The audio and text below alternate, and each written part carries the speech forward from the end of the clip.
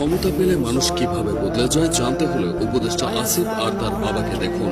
যে আসিফরা 1 বছর আগে জুলাই অভ্যুত্থানে নেতৃত্ব দিয়েছে, সেই তাদের ক্ষমতারই এখন অপব্যবহার হচ্ছে। বেসরকারি টিভি চ্যানেল বাংলা ভিশনের অনুসন্ধান অনুষ্ঠান ক্রাইম অ্যান্ড কারাপশনে আসিফের বাবা বেলাল হোসেনের বিরুদ্ধে গুরুতর সব অভিযোগ সামনে এসেছে। আওয়ামী লীগ নেতাদের পুনর্বাসন থেকে শুরু করে আসামিদের আশ্রয় প্রশ্রয় ও সহকর্মীকে মব সৃষ্টি করে হেনস্থা। আসিফের বাবা হয়ে উঠেছেন বেপরোয়া।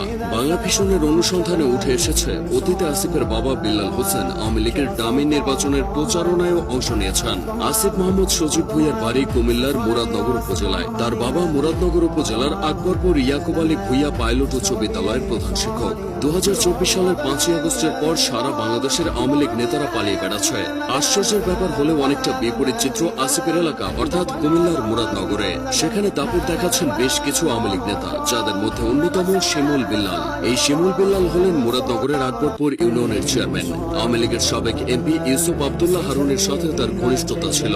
বাংলা ভিশনের অনুসন্ধানে জানা গেছে 2024 সালের 5ই আগস্টের পর আওয়ামী লীগের অন্য নেতাদের মতো চেয়ারম্যান শিমুল বিল্লালও পালিয়েছিলেন।